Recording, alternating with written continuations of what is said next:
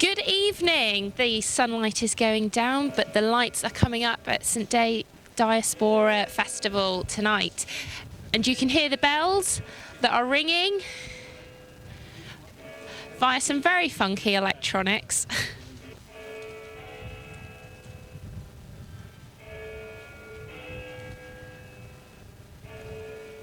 Might have to have a go myself later on. Are you guys, do you mind being interviewed? Are you guys having fun? Yeah, Is it? We're the artists that created it. Oh, are you? Yes. Oh, So fantastic. if you want to know about campology. Campanology. That's the art of bell ring. Campanology. Oh, well. First. Somebody told me that earlier. Oh, fantastic. Bell ringer. Are you? I was going to say, have you actually rung bells before? I haven't actually. Well, I spent a long time googling it and working on the physics of of how the bell moves through its mechanism. So that's what we're simulating here, basically. So, what made you want to create, specifically the bells? We wanted to recreate as the church it would have been. So this was the old bell tower up there, and so we wanted to put the bells back in so that people could actually just see as the church would have been before it was all fell down. And that's the original mechanism that you would have had. So that kind of bracing of the bell, The obviously wheel, it would have been a wooden structure that would have held the you've got to bell there imagine originally. these ropes wrap around that wheel, and as you pull them, so you've got to get the timing right. If you just keep pulling, it doesn't work. You have to pull and let go. And so, did you look up a lot of the history of St. Day, of the church here, and actually what the bell was like? We did try to find some audio of the bell, which was very difficult because I think it went into disuse in the 60s. Yeah. So there wasn't really a lot that we could couldn't find an find in actual terms sample of, we bell. thought, We just used a sort of a church bell that we thought would we sound thought right. in terms It's of not, the size of not this Big church. Ben, you know, it's No. a bit clankier, but it's But like it a would- old church, small church. It would have been yeah. great had we found some original footage. We did think that maybe someone who'd perhaps got married in the church or something like that Yeah. might have had some Something, footage. yeah. So we did try to find it. But this equivalent ding dong is the sort of our own bell creation of the size of the church that we think that would be. And I think it's probably a fantastic opportunity for people like the public, because I mean, you hear bells, or church bells all the time, but actually never get a chance to do it at all. Or a laser one. No, definitely chance not to a do a laser laser one. bell. It's absolutely fantastic. So no, it's brilliant. Would you like a go? Oh, go on then. Yeah, Go on then. let me hold Can I give you that? Yeah, of course you can. Right, So it's a little you're bit on of. the right hand one. Okay. You just pull it to start with and then let go. You can see it starts to move. You need to pull it when it's up either side. Let it go past, then pull, that's it. Let go. That's it. Pull again. I made the teacher. Let it go past. Pull again. Oh, we've got a natural here, Paul. Oh, no. That's the concentration. Yes. To get the ring. Well, they'd have 8 of those. But to get the timing of Yes. multiple people. Well, you could what do- they do is they put it up on the stay at the top. If I can get it right to the top. It takes a while to get it up there, which especially is on that other thing as well. Basically, if they get it right to the top, it stops, and then you can kind of pull it. One pull will make the bell go. So basically, each bell they're all doing it in different patterns. But the thing with bell ringing the changes, it's called, is it starts ding ding ding ding ding ding ding ding, and then it changes, swaps the last two. So it's ding ding ding ding ding ding ding ding, and then it swaps the round. And there's this mathematical pattern. Oh, fantastic. And a full, I don't remember what the number is, but for a full peal of changes, it's like, it takes hours. Yeah. So, Oh my goodness. Oh, that's amazing. But we've only got Look, 2, so it oh, doesn't well, take very it's still amazing. We've got 2, but obviously it's a collaborative effort. So if you're really clever, then you'll get them so it goes ding dong, ding dong, ding dong. Maybe we'll have a go again later. I know, that's right. Yeah. It takes a bit of practice, but it can be done.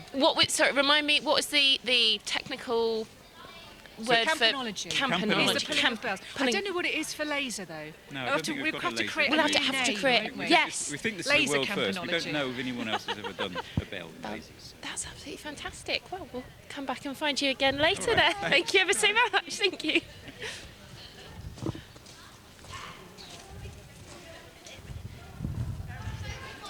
Do you guys mind being interviewed for the festival? Is that okay? Yeah, they can. So what's your names? Amber. Charlie. And have you been to the church before? Yeah. Yeah.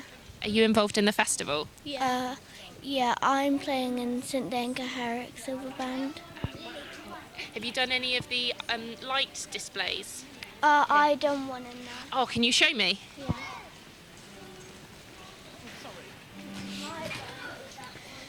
Oh, wow. My mum did one too. So what inspired you to create that? It's so pretty.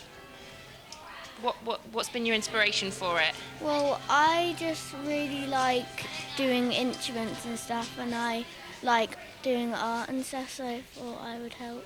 Do you play any instruments? I play the cornet. Fantastic. How long have you been playing? In the band about 9 months or so. It's fantastic. So what are you looking forward to seeing this evening?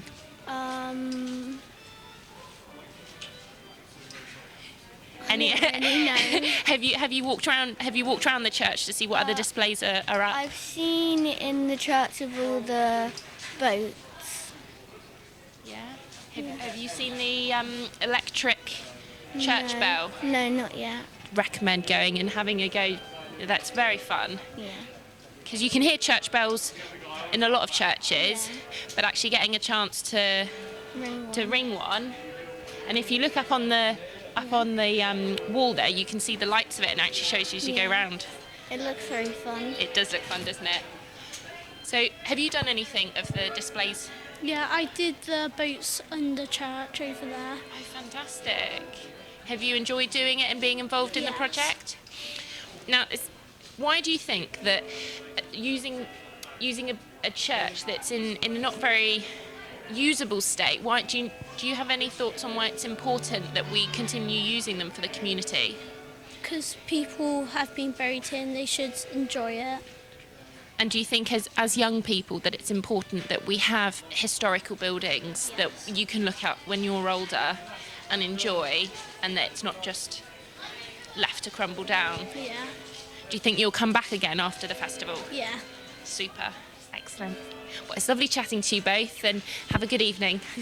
Thanks. Thank you. Bye.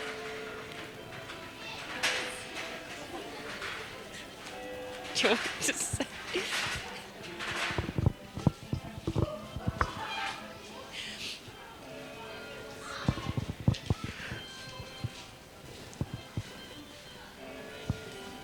Oh, I'm knocking it over.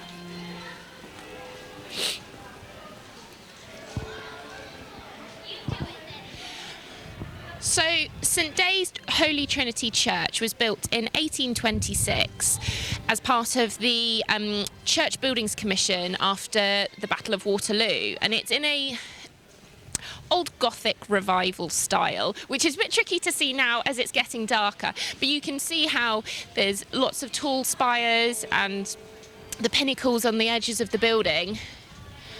That I imagine in its day it would have been a really beautiful place to come, and it's a shame that it got to a point of disrepair in the 1980s,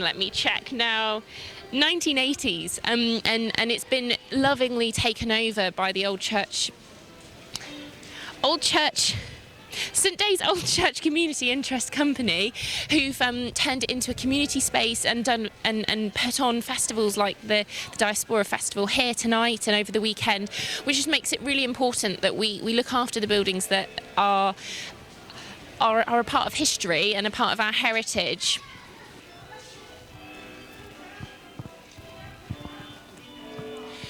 So the festival goes on tonight, Friday, and over the whole weekend. And tonight we've got lasers, artwork, music, food, and more starting at 6 o'clock, which I think it's just gone. I'd like to say because the church bells are ringing, but they're probably going to go on for most of the evening. But it's a fantastic opportunity to see the sort of what's going on in the community and a celebration of the town and the building and the heritage that's gone into it. And it wouldn't have been possible without a number of sponsors involved in the project. So we've got the Arts Council England, Heritage Lottery Fund, the Cornwall Community Foundation, Feast, making great art happen across Cornwall, Cornwall Council and St Day Parish Council. And it's fantastic that they've taken the interest and support of this fantastic project and festival. Yes. Should we have a wander round? Should we go? So what's really interesting that when we came earlier, we couldn't actually tell exactly what they were going to look like, but there are these circular displays sort of almost weaving in and out of the building, then fantastically put up. When we first came in, it wasn't sure exactly how it was going to look, but they've got written across them a number of lovely phrases. Sounding the right note, ringing the changes. 1985, bang, the roof falls in. And down on this end, ecclesiastical toy fort, which is almost what it feels like. It's a sort of, building without a roof, and you can imagine sort of what it would have been in its day. But it's just this fantastic way to include the art displays in and around where the windows would have been and around the memorial displays, and it just sort of brings a lot more of life into the building. Oh, what's in this? Should we have a look? What it says on the front? Welcome to South Africa. And it's are they flags? I'm not sure, but it looks fantastic. It's a number of rugby, some, I'm guessing they're diamonds, a flag, and a church. And I think there's some more around, so we'll have to find them in a bit.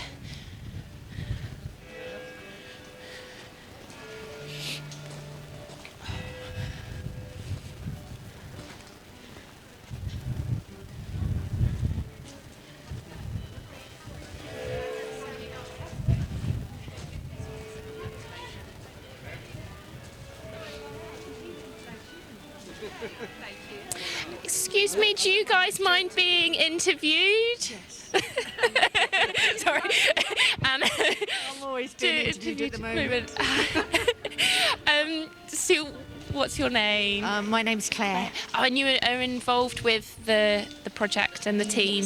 I'm artistic director of the Daylight Group, who have come together with the Old Church CIC to transform this kind of roofless church into a space for community arts and community arts events, anything anybody can think of, photo shoots, and tonight we're launching that kind of new era for the Old Church. So we want to bring people in, we want to bring new audiences in, we want to see how the space can be used and what its future is, because it needs to be sustainable. We need to make it work, and the Daylight Group kind of specialise in working with heritage projects to kind of support heritage funded projects, and we bring in money from the Arts Council, from Feast Cornwall, from sort of small organisations to run, and this whole thing has been made by the community. Every single piece that you see pretty much, apart from, having said that lasers haven't,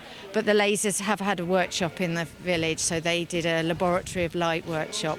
So everybody sort of worked behind the scenes. So we've had the scroll making, the animation box, and the stories of they're the memorials, stories behind the memorials in the old church. And the timeline's been made by the Make Do Amend group and by local community people who have just been kind of making that work, which has been a huge thing.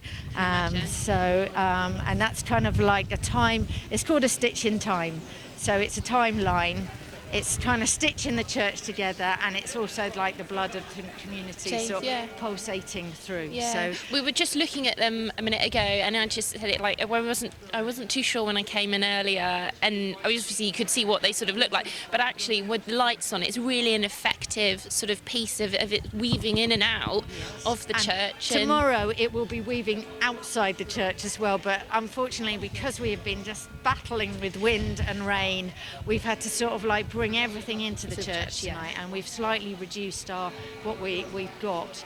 because we've just been running to get it done in time, and it's really exciting because I mean all those chandeliers in there have been made as part of the community. They're all groups from the community who I gave them a frame, and they've come back with something different, and it's been so exciting just to receive these beautiful creations, and there's so much creativity in the community that you just don't know until you do something like this. So it's incredible. So it's been a real journey, but we're here.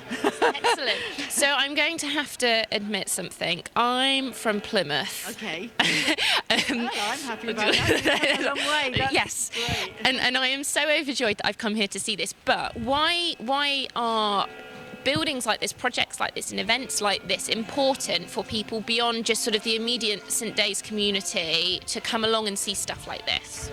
Well, I think there's also, I think it's really important that people can see out of St Day what St Day can do, because we are just a village. We're not a town, we're not a big city. We don't have a lot of, you'll go to, say, Plymouth Illuminate, and they have corporate sponsorship, that everything is there, and it's incredibly hard work.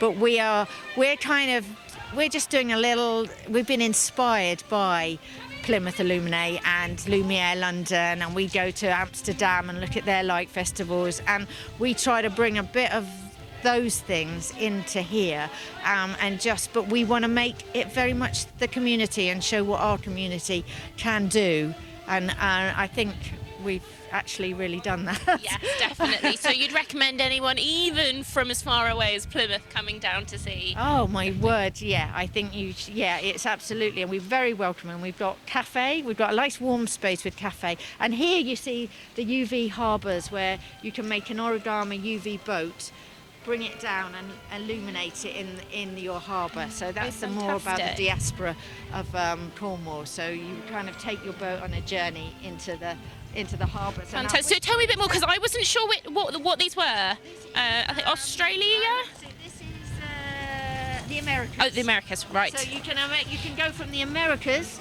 to Australia. South Africa was over there. Yeah, because apparently, I think the phrase is, wherever there's a hole in the ground, there's a Cornishman. So we are celebrating Cornish mining, because also this church has a diaspora history. That's the cousin Jacks, the miners are going abroad. So they have, around the graveyard, we've sort of hunted them out, and there are graveyards for people who died in Mexico, Bolivia, Johannesburg, America, all around the graveyard. So that's why we wanted to link the two things together. And it's about journeys, and it's about people coming from Plymouth on that journey. Yes, oh, fantastic. Yeah. So thank you ever so much for chatting to me, and I'm sure we'll come and speak to you later to find out how your evening's going. Thank you so much. That's all right. Come and join us. Yes. And it's not that cold, is it? It's not. And actually, once you sort of once you're in the space, it is quite protected. Yeah. So it's excellent. Now it is. Yeah. Super. Thank you ever so much. Oh, you're on a journey with your boat. Pop it in the boat. Pop it in the port.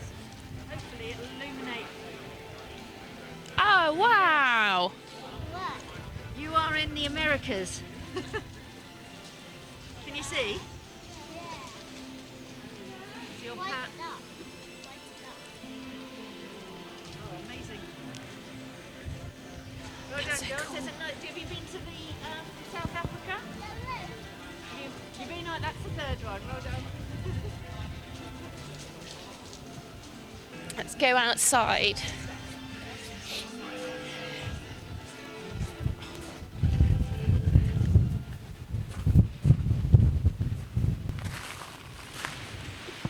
So it's fantastic to know that even from a small town, we'll find out how big St Day is, but even from a small town, there's such heritage and history and just vast impact that it can have. And so I have got the facts a bit more about the name.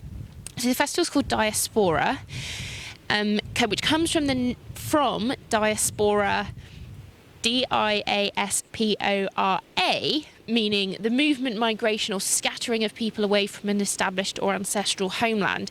So we were talking earlier about the Cornish people who've gone away to Americas and Australia and South Africa, all across the world, but still sort of retained their Cornish heritage. And obviously then with the aspect of light involved in the festival, it's then changed to DiaspAURA, DiaspAURA, which I think is a really lovely play on words, and sort of how the light festival is celebrating the movement of the people, but in a lovely way that sort of isn't just signs and information leaflets, but actually is about something fun and something that the kids can get involved in, and even the adults. And we'll see what else goes on as we explore. Good evening. Can I speak to you guys, ladies, for a few moments for the film? So you have high-vis jackets on, so I'm presuming that you guys are in charge or responsible for something. Marshals. Oh, that's a very important job, very important. So how did you get involved in the festival? Or why are you involved? Well, we go to circuits training and meet up with a lot of people that does it. Organise it, do all the organising. So do you live in St Day? Yes, yeah. So have you sort of seen the development of the church as it's gone from being in disrepair to now this sort of the new development of it? Well, over the years, you know, they've done different things. Yes. Yeah. That's a we're going down there. Oh, you go down. You've not seen it at all yet. No, we haven't seen it yet. No. Just last few questions. So obviously, it's a beautiful building even now in its state. But why do you think that development and heritage projects like this are important to the community and to sort of keeping aspects of historical buildings alive? Well, I think, you know, this used to be a mining area, and there's a lot of heritage in this area. I mean, it was lots of different minerals in this area, and people have, you know, relations that have generations gone by. So it's nice to keep up. Excellent. with it now. My mother-in-law got married in the church. Oh, really? Yeah, 1948. Oh, fantastic. Oh, there's a... Yeah, there's probably not many left that got married there. Probably not now. No, they passed away now, but I meant that she got married in 1948. It'd be fun. Do you think she has any photos? Yeah, I've got photos of... Yeah, So you've got pictures of what the church was like before? Yes. Oh, fantastic. Oh, I bet that's really interesting to see the sort of the comparison. Yeah. Now. Anyway, well, I'll leave you to enjoy it. Go and enjoy. Ring the bell. There's a laser electric light bell. So go and enjoy. Have a lovely evening. Vital for any community event, a snack wagon.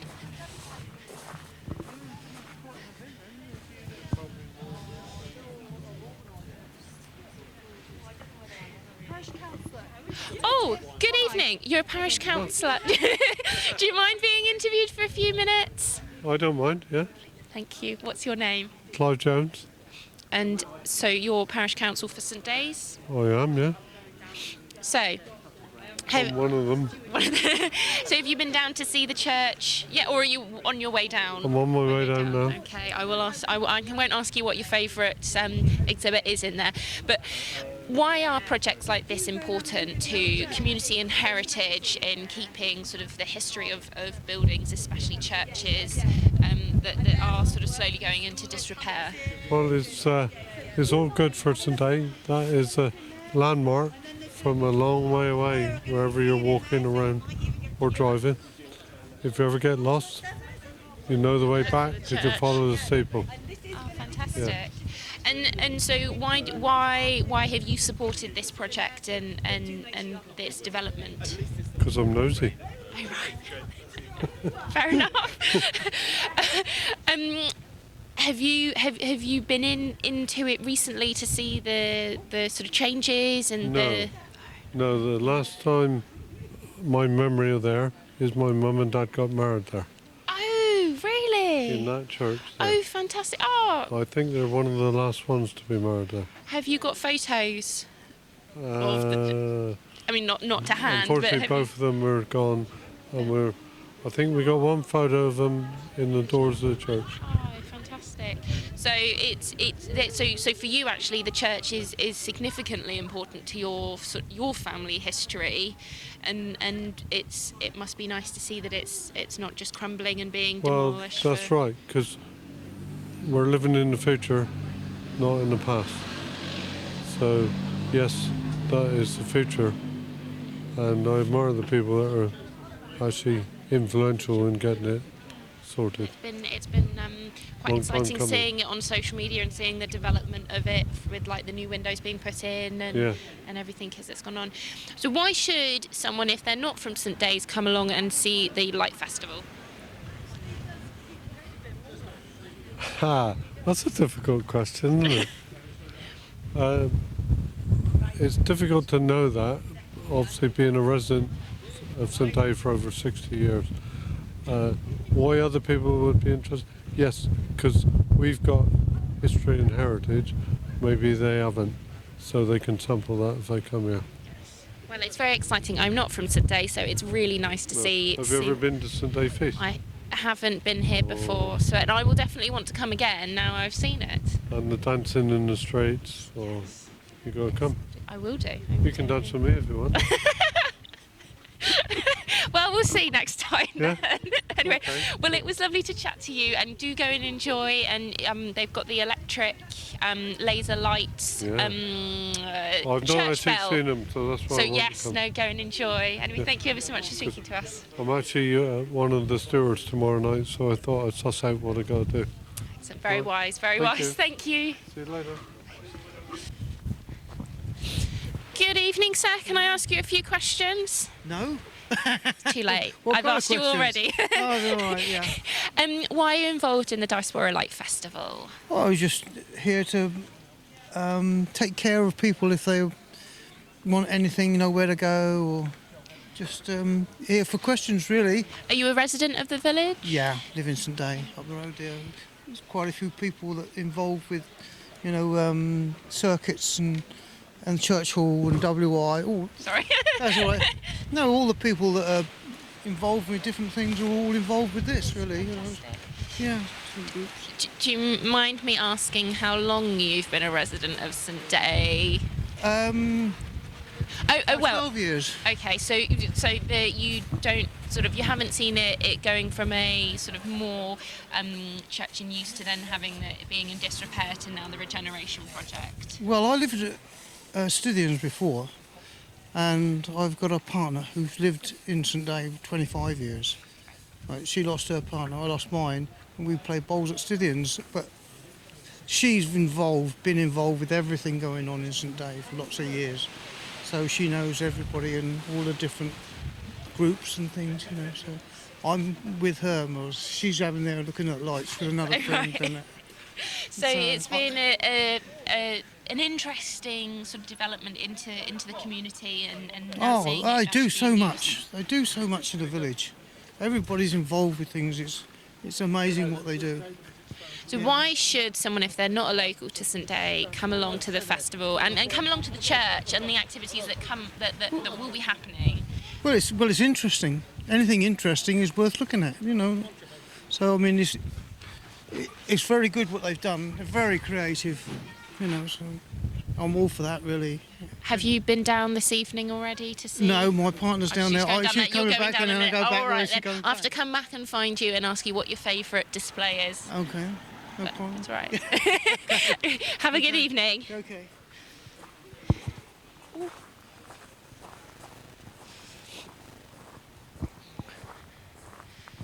So the laser display is starting to come up, I think, outside the church. But you can see that it's lit up from within, which is a lovely scene, being as it went into disrepair in the 1980s when vandalism caused the roof to fall in, and then as a result that the remainder of the roof had to be demolished, which then you lose part of the heritage within the church building, and so to actually be able to see the lights lit up, it looks as if it's sort of back to its use prior to the disrepair. But let's carry on wandering down. So the church is starting to fill up with a few more people as they're exploring the different displays and activities that you can do around the church. There's some musical and light performances, I would say. Quite a fabulous dress.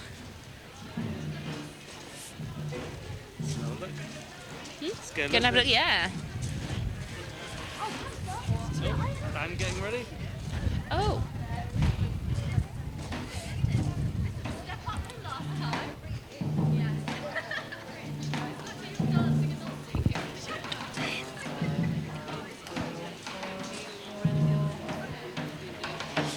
Hello, can I come and chat to you? Yeah, of course. Oh. I can't drum and sing You can't talk drum at the same at all. time. I can do some rhythms, but if I'm playing a rhythm like that, I'll go, hello, my name is Colin Seddon. I like that, and then, well, I can dance along with it. So, no, do come in. I love your dress. Thank you very much. Thank you. I feel like you guys should be at like the Met Ball or something like that. We need to be in a darker space, to be Well, honest, either that really. or on top of a Christmas cake or something, you know. I think we should It's go. spectacular. Yeah, it's very. These look like stars floating around. It's quite nice. We are the spirit Have of my lights light. gone off? Oh no, they're still on. Yes. Yeah, they're still there, flashing away. Yeah. So, tell me about why you guys are involved in the DiaspAURA Light Festival and sort of. We're kind of just like representing the spirit of light, and we just go around being light and making lots of noise and moving a lot. Yeah, which we're is like nice. the fifth element. Yeah. So yeah. we've got, air, sea, water, earth, and we are the fifth element. Yeah. So we are what you would like us to be in your life. Yeah. And just bring a little bit of spirit of dance and music and atmosphere. Excellent. So, have you been involved in the project here at the church before, or is this your first time? No, we did one. It wasn't. There was a bit here last time, wasn't there? But we did a thing about 3 years ago. Was it about 3 years Yes, ago? 2 years ago. 2 years ago, yeah. And it played at different places. So we did it at Carnmarth Quarry. Where else did we do it? Gwenap Pit, Red Roof. yeah. And one spot here, sort of all around the village. It was a different project, but Yeah. not connected to this particular church. Yeah, so it was different. It was working with the same team of people, a lot of them anyway. The Daylight Group. Yeah. So, obviously, it's really sad that sort of church buildings and old historic buildings sort of do go into disrepair, but it is fantastic that projects and teams that have come in and are able to sort of regenerate and put things in that the community comes to. But why do you think it's important for communities, for history, for heritage, in us actually respecting and maintaining our buildings? Well, I think it's important for people to understand what came before, and I think it's really interesting that a project like this redefines the space. It's the best you can do with it unless it's possible to rebuild it. But I think it has to be relevant to now as well. I think preservation of things as they were without really moving forward and changing is unhealthy, I think. I think it's good to have a recognition of what came before and an understanding of your history, but I think that things need to move forward as well. Otherwise people won't get engaged with them. They become nothing more than literally museum pieces. Yeah.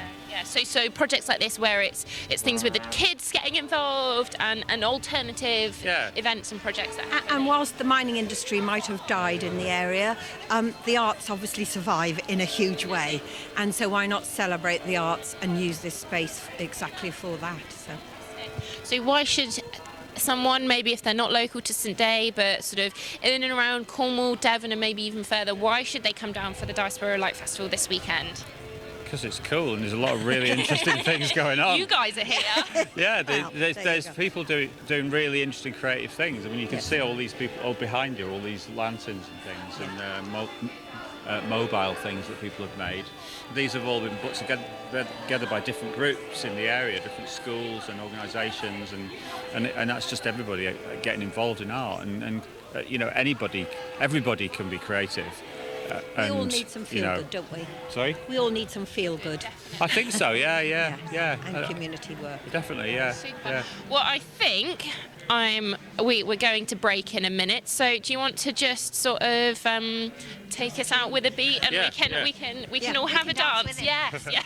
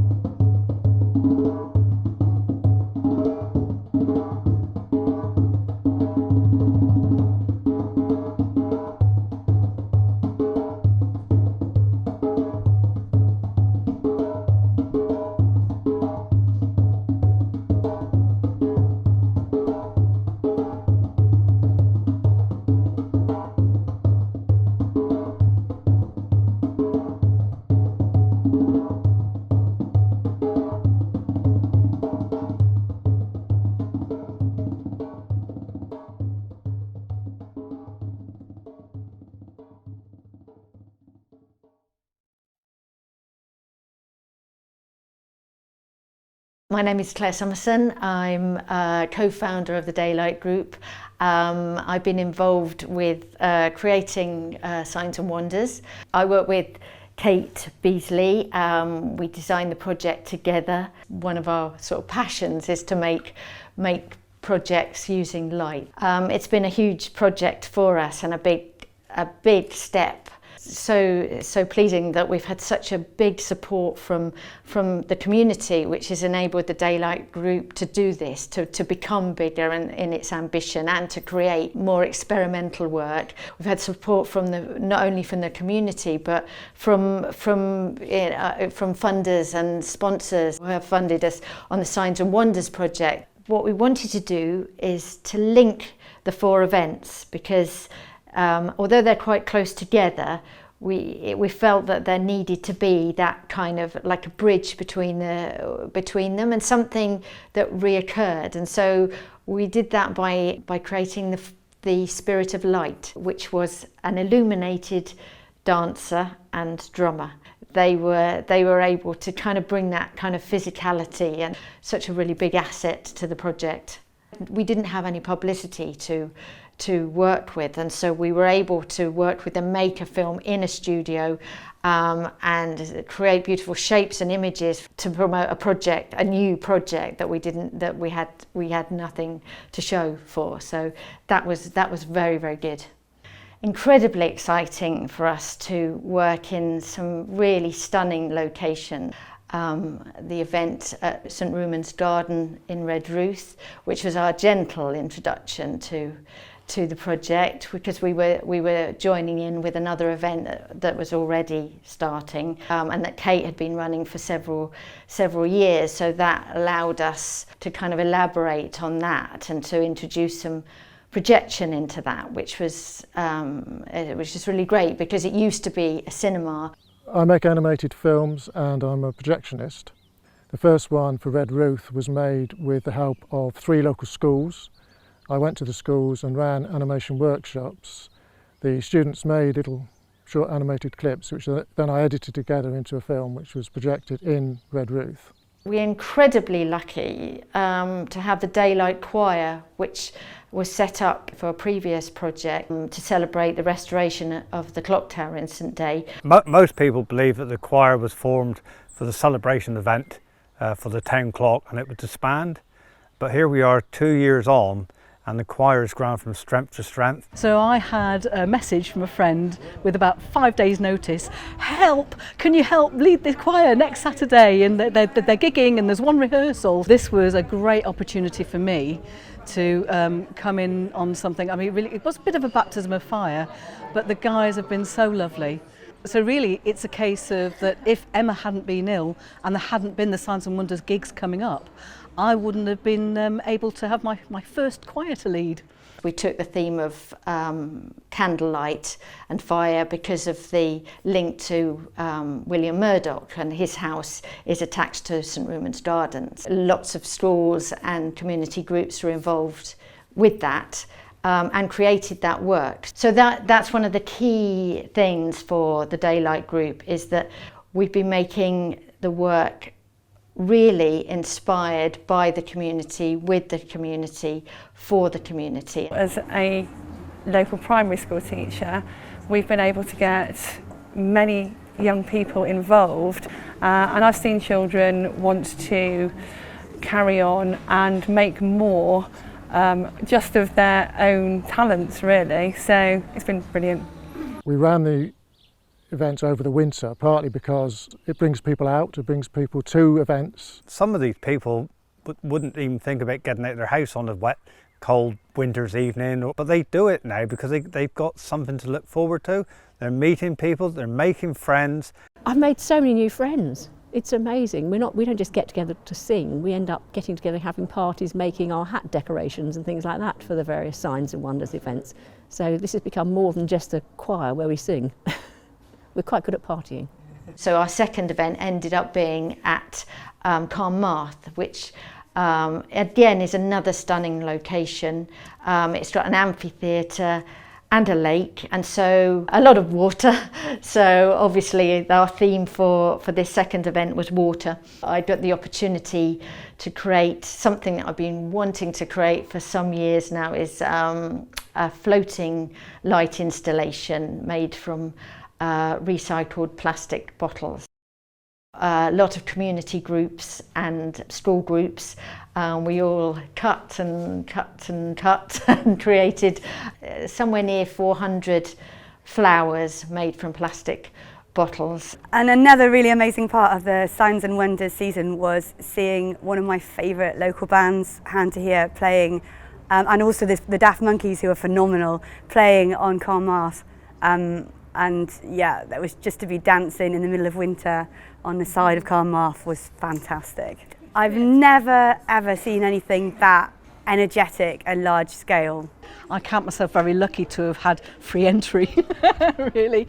I was taken aback by the art, and I think many people were as well. I was quite proud because my granddaughter and my daughter actually came here and helped to make some of the objects that were put on the floating display on the pond.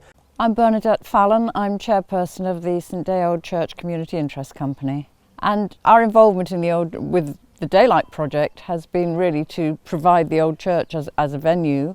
It is a wonderful venue.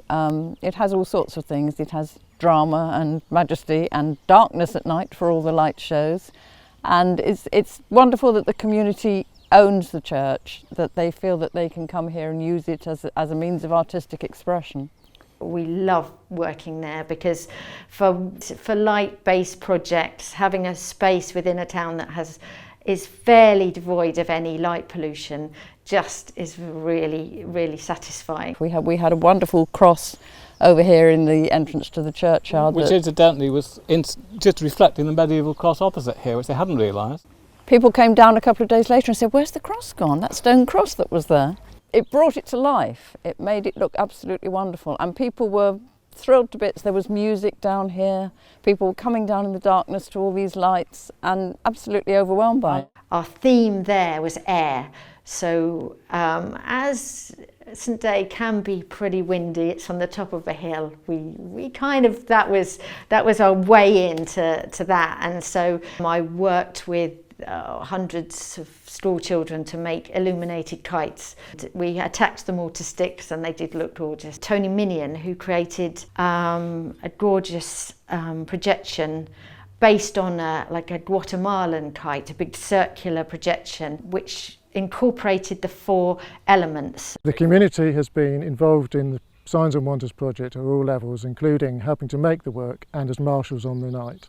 We had the school field, we had the old church, and then we had the market square, and to link all that together we brought in a lantern procession which carried people through, and we created a steam engine, the Puffing Devil, which is designed by Richard Trevithick. Obviously is a local hero in the area, or linked with the mining, and so that gave us an opportunity to connect with people who were familiar with the lantern procession, and allow people to kind of like participate in the event, which we really wanted all the way through, is to have that audience participation and for people to feel a part of things. I enjoyed seeing the events get people together in St Day, getting families together through involving the local children, getting their parents out, and just drawing people together so that people in St Day got a reason to come out and enjoy themselves on cold winter's evenings, and 1 or 2 of them were cold. For me to see St Day come together in such a magnificent way, with such exciting projects, so many people involved in it, has been glorious. We've been involved with the old church for 30 years. It's been a very long project of bringing it back to life. We're delighted that the Daylight project and Signs and Wonders has been part of this. It was a very important starter to what we were doing, what we are doing. And it gives it a whole new dimension. It does, yes. And then we picked up with Grenat Pit, and in the end had a beautiful evening. We had a few issues because the pipes in the building burst due to the snow and ice, and so we were left with no power and no parking. Sally, who lives next door to Grenat Pit, and provided us with power and a place to kind of bring people and refresh them and give them drinks and things, and make it a bit more of an event. Obviously we couldn't have the amount of people that we would have liked to, because it's a rural area, there's narrow roads, we couldn't bring in a lot of people. We kind of had a celebration of the event. We allowed it to thank the Daylight group and to all the people that had been involved in the project so far. So it was a lovely evening, and we were right, the light installation looked absolutely stunning, and the theme here was Earth. It's a sunken mining work, so it was right to use that as the theme. Signs and Wonders has given me a fantastic opportunity to improve my practice, not only in making the animations but also in projecting, particularly the 3D mapping onto the outside of the building here and also onto a Celtic cross. When we were singing in the choir, and all we could see on the other side of the pit were these wonderful coloured lanterns swaying in time with our singing, and it was just a magical moment, and the whole thing's just been a series of magical moments like that to remember.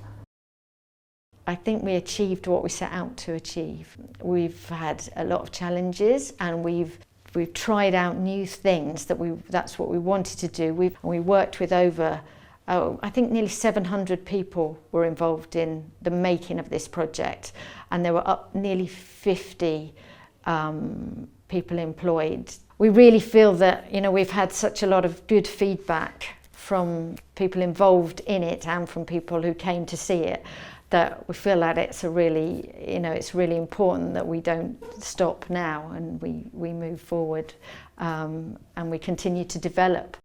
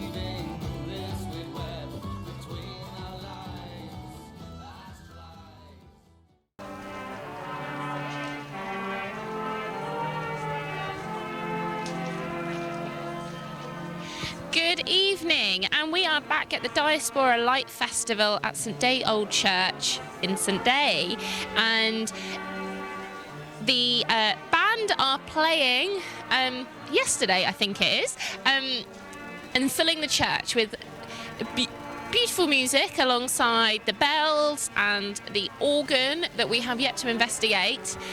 But it's lovely to see the church being full with community celebrating the Light Festival. Ooh.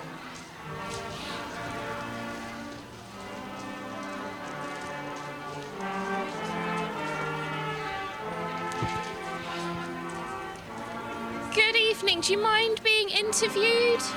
I do. I'm sorry. Can I ask you a few questions? Questions, I might not have anything interesting to say, but we can try. Why are you here this evening at the Light Festival? Because I have a friend that has been working hard on the church for years, and I'm going to be singing here on Sunday night, and we wanted to come and see the lights before we do that. So have you been in the church prior to this evening? Well, yes, we've had a private tour with our friend who's busy, been busy. So she showed us around about 18 months ago. And Gosh, it's I amazing. bet it's changed since even then. Well, I think it has. It's amazing what they've done. Yeah. And the window frames are utterly beautiful. Yes. And you can't really see it now, but with the green against the sort of the stone, it just really pops with it. It's beautiful, isn't it? Yes. Yeah. We did actually see that, didn't we? We came to look at that a week or two ago, just because we knew they'd gone up. Fantastic. Yeah. So are you local to St Day then? We're from Redruth. Yes. Okay. So, I suppose then you are involved in it, but why is it important for people who aren't just from St Day to take part and explore and celebrate projects like this that happen even in small villages? Well, I think the following up of the history and the diaspora is absolutely crucial, and I've done quite a lot of work on that myself in Redruth. So I think bringing the community together, understanding our history and their history is absolutely wonderful. I love it. Super, excellent. Thank you ever so much. Right. Well, I don't think I'm going to be here on Sunday, but I hope you have a wonderful time singing. I'm sure and it will have be a lovely wonderful. weekend. We've got a fabulous set. Fantastic. Can you give me you don't have to sing it, but can you give me a hint of one or two songs that you might be doing? Oh. No, I can't. I've read the set through and I thought that's going to be brilliant. That's fine. But I can't remember any of them. It's a surprise for Sunday. That people are going to have to come down and hear you guys. On Super, Sunday. excellent. It'll be wonderful. Thank you ever so much. With the Inglehart Singers. Inglehart Singers, super. Thank you ever so much. Thanks.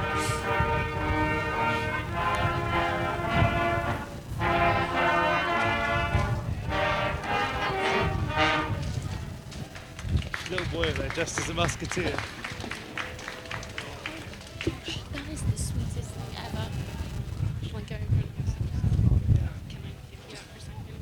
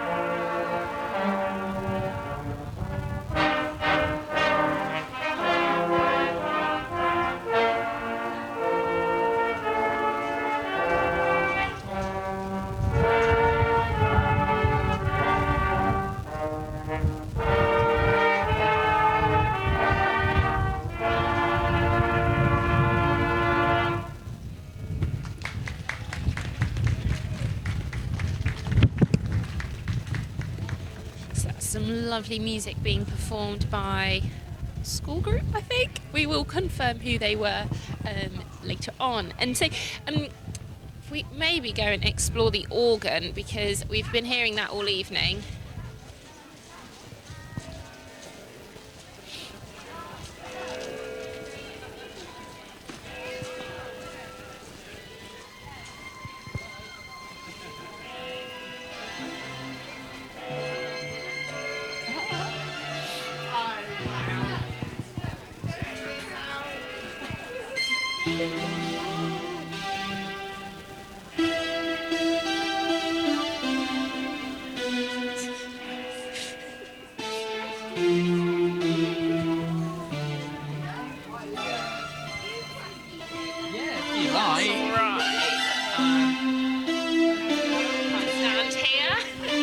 Swap with me, Neil? No, I just mean in like... Hello. Hello, good evening. Good evening. Are you having a nice time? I'm having a lovely time. Well, I haven't managed to get out and properly explore the event yet because I've been in here, but I'm having So tell me a bit more about the light organ. Well, the light organ is made by myself. My name's Mike and my partner Jasmine, and we're a theatre company. So we are Coppice Theatre, but we use these colour-changing light bulbs to light our shows, which have sort of been about a year and a half of tinkering with them, really, because then they're quite unconventional because they're Philips Hue light bulbs. They're just domestic colour-changing light bulbs, but we have this software that lets us manipulate them. And because we're a little theatre company, it works out really well for us because means we can have colour-changing lights and we can afford them.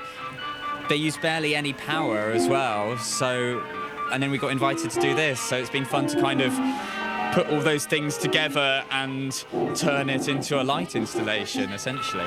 So has the organ been a feature before, or why have you sort of incorporated this within?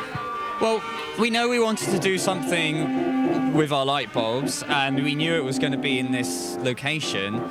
So it's kind of one of those things where it's like the location of the project informs what you create. So, you know, it being a cathedral, we thought it would be lovely to create an organ of some sort, and we thought of originally we thought of just having the lights light up, but then we thought it'd be nice if they blinked on and turned off. So that's sort of just a process of creation to come to that. And it's also great being in the vestibule area here. It's nice to walk in and actually a little alcove. Yeah, you get that feeling of an organ. So you're not local to St Day? Yeah, we are actually. Jasmine is Pete and Claire's daughter, so and she's my partner. Right. So we're in St Day a lot. And Cornwall, so... I know, well, that's brilliant, but it's just sort of, I was going to then ask, you know, why is it important that community groups or art sort of groups and creative organisations, why they should get involved in spaces that celebrate, doesn't have to be a church, that celebrate kind of local heritage and community? Yeah, well, I think... I mean, to put it simply, to start with, this is an amazing space, and I know it's just come back into the community's hands. So it's really exciting to have a space like this that you can use. And I don't know, I think I always sort of sound a little bit like my grandfather when I say this, but I think like this day and age, things that get people out and interacting with each other and interacting with things in like face-to-face and tactilely, I don't know, I sort of feel like as a society we're starting to attach more and more value to that because the more everything becomes sort of digital. So, you know, we've gained a lot from that, but it kind of shows how more important it is to actually have those tactile and social experiences with each other. So, and I won't ask your age, but I'm guessing you're around my age. In that, yeah, 20. Yeah. Yes. That, you know, for us, probably, you know, a lot of buildings are more modern, you know, things eat quickly, and you know, it's easier to knock it down and build something new. Actually, you know, as you say, community spaces are important, but actually having something with a history and the heritage, actually, I think that's important for us as we get older, for our children and grandchildren. And sort of, would you agree with that?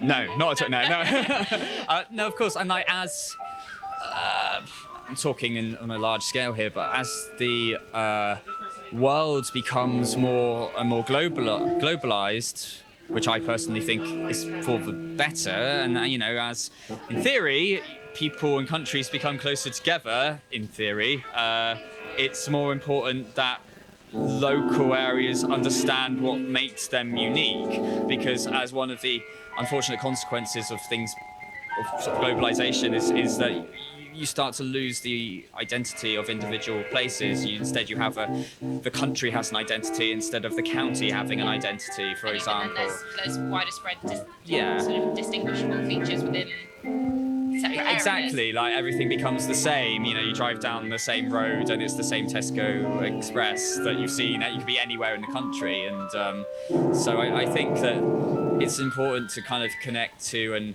engage with the local area's history, because it kind of informs the identity of that place. And you know, we gain a lot from being better connected to the rest of the world and being able to access that quicker than ever.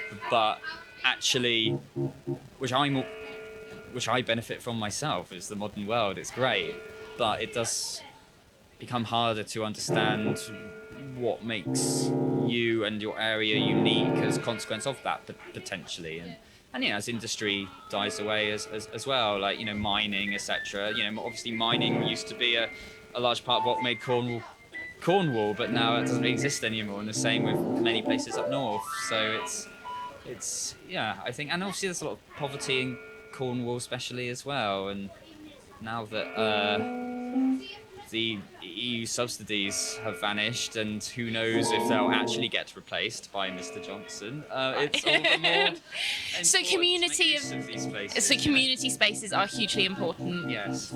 Yes. That's what I was trying to say. Yes, I think. That's fine. That's fine. No, that's fine. Excellent. I might have to cue for a moment and see if I'm allowed to play on the organ. Welcome. Is that okay? I think actually kind of talking to you with this cacophony going on behind me helps me not really think about what I'm saying. So I'm sorry if I've just kind of waffled for an hour. It's not just a sound background. It's not just a light background. It's a sound background as well. It's very very exciting. Especially when lots of keys are being pressed at the same time. Yes. It gets quite bright. Right. That's very cool. I think some of the light bulbs are still catching up. The computer can only manage so Am I allowed to play for a few moments? Please do. What kind of noise do you want? Do you want a classic, just normal piano to start with, or do you want more sci-fi? Let's go classic piano. Yeah. There you go.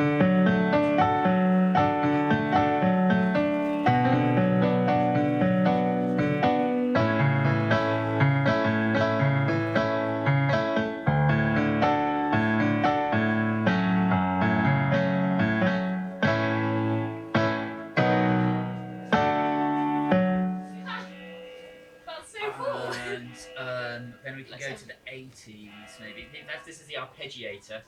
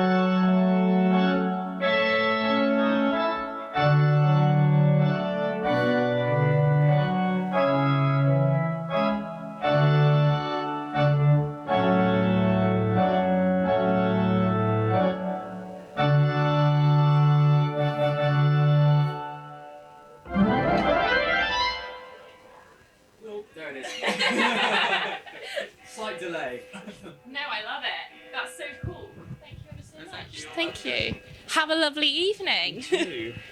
Well, that was great fun. Are you going to go in and play the keyboard? You want to? I'm sure the guys will let you. Please go ahead. He's sounding like a real...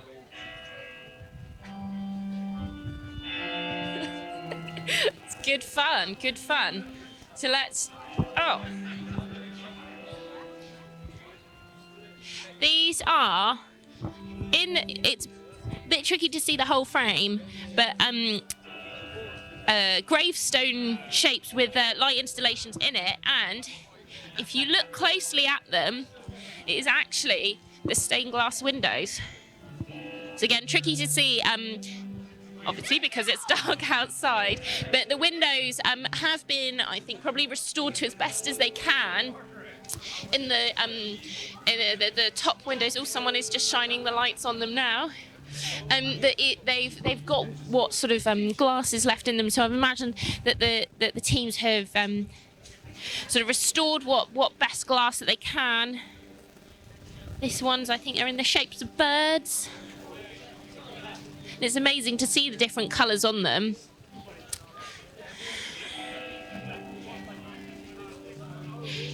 Just imagine the intricacy and sort of delicate touch required in making them, not only the glass themselves, but actually then going in the windows. And it's tricky to see what they look like normally in churches because their tops are so far away and high up, but actually these ones are really beautiful. And again, it's lovely that they're sort of restored in a new way, like these three displays here.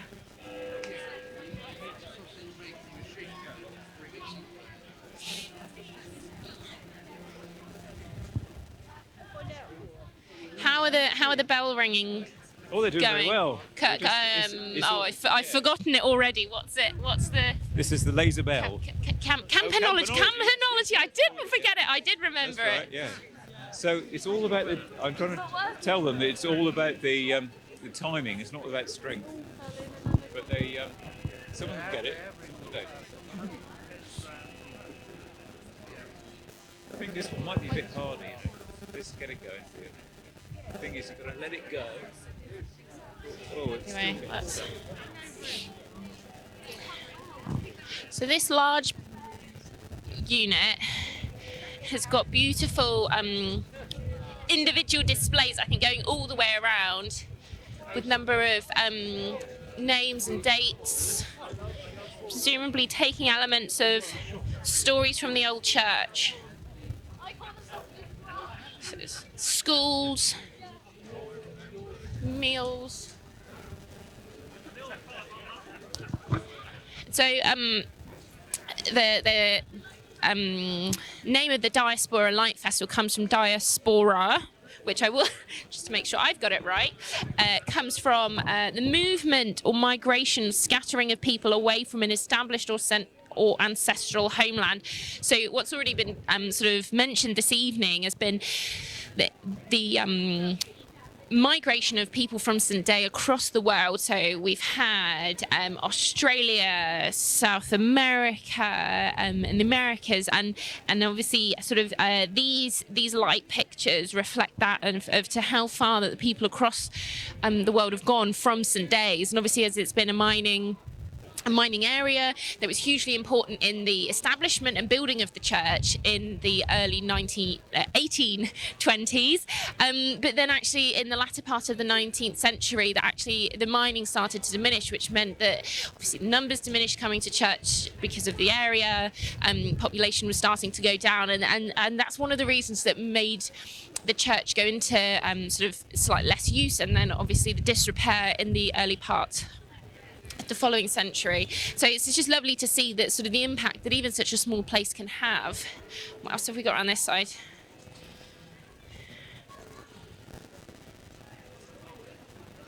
So again, people that we've chatted to this evening have said how many of their parents have been married in the church, obviously prior to the disrepair. And again, I think this sort of image captures that lovely that people, you know, it still was a usable church prior to its disrepair.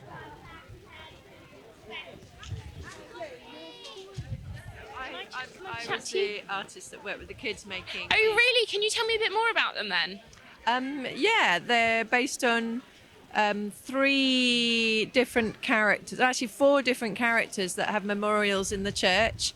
There's the Harvey brothers, who lived here between 1780 and 1855, James Harvey and Colin Harvey. And they had a shop in St Day and they made loads and loads of money. They were very wealthy. And then there was a woman called Bessie, who's also got a memorial here. She was a sort of teacher and she loved nature. So there's lots of images of sort of birds and nature and stuff. And then there was an airline pilot called, you'll have to have a look around here to remember. Ernest Robert Bristow. So, and he travelled a lot. He was born in India. His family were from St Day, and he was an airline pilot. Flew to Canada. His aeroplane crashed in Scotland on its way to Newfoundland and Canada. But his family were from here, and so in terms of diaspora, there was sort of a lot of like Bessie was born in the Caribbean, but her grandparents lived here and she came back here eventually. And so, lots of travelling.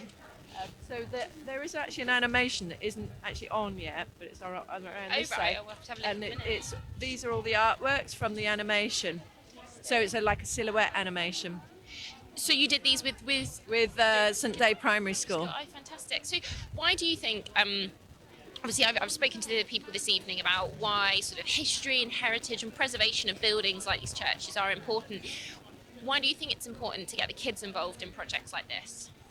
Well, I think it's great for them to sort of know about the history of where they live and feel sort of part of it. And they probably, if a lot of them live locally as well, they might know some of the ancestors of these people that were buried here, and I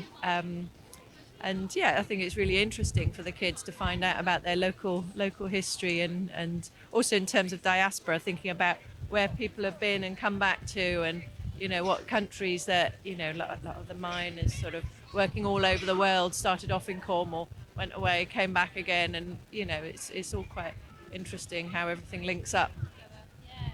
Fantastic. So the animation is on the other side. Everything on this side when it starts, when they get it working, and it's basically all these images but animated. Oh, fantastic! Excellent.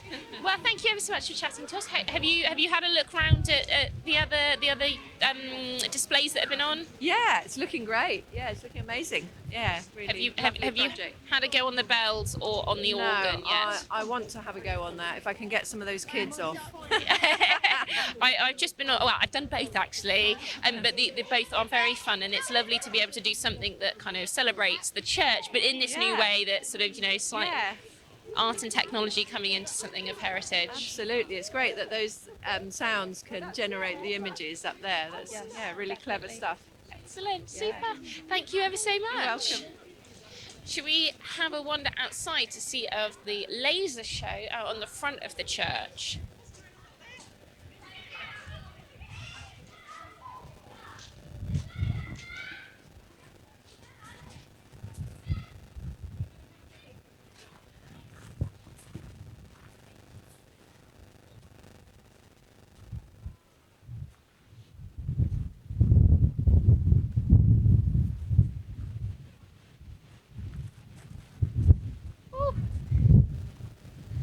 Slightly breezier outside, but you can see on the church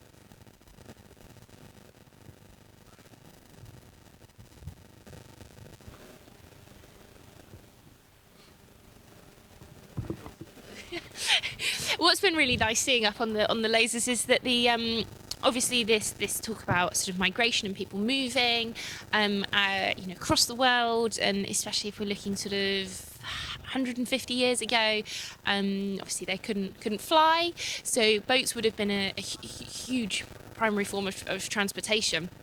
It's really lovely to see sort of the boats in the display upon the church, where also the kids have been encouraged to do UV drawings, and so in the UV animation country spaces, it's really nice to see how it's all linking together.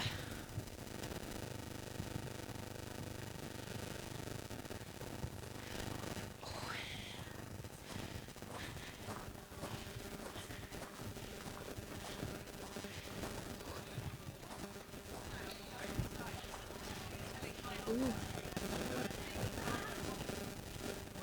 There's some. Ooh. Are we maybe? Is something about to happen? Choir. Shall we follow you guys down and we can have a listen?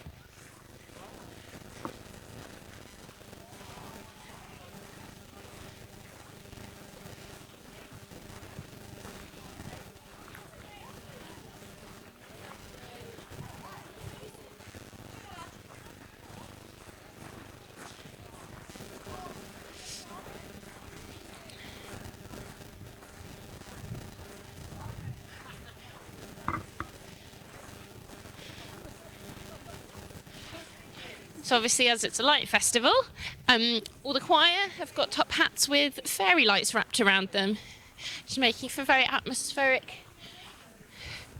walk down back into the church.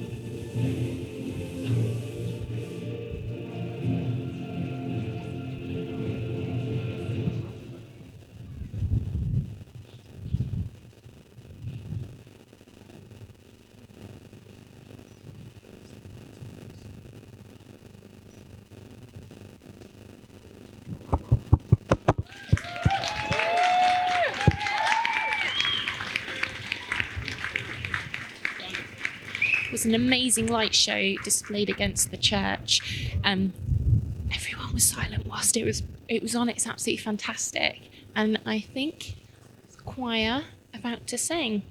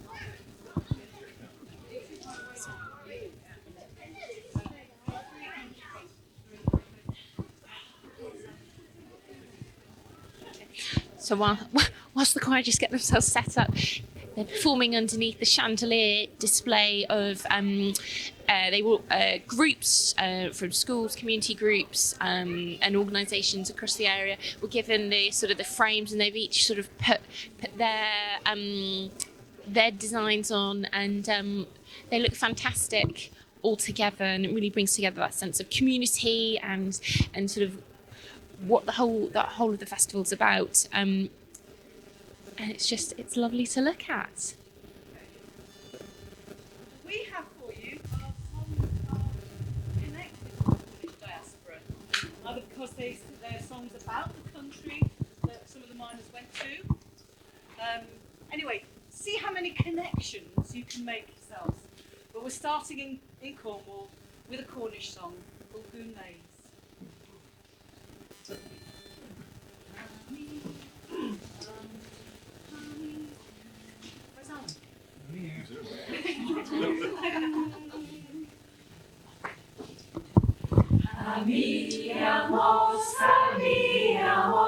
Amíamos un mes. Mia Claus, and trost and pesces minnes. Pes mia drurias, and pes pros nori lostio. All and bubble in town, Bishra, na mino rigan sengi. Amíamos whenever. Mia Claus, and son and scaffa frosca. Pes mia drurias, colon and molos frango. All and bubble in pothenes, na mino rigan sengi. Amíamos the grey soul. Mia Claus, a decked that you were wearing. There's mia drurias, poor quete careless. All and bubble in Port Leven, na mino vigan sengi. Amíamos relays. Mia Claus, and trost and pesces minnes. Pes mia drurias, and pes pros dori lostio. All and bubble in town, Bishra, na mino vigan sengi.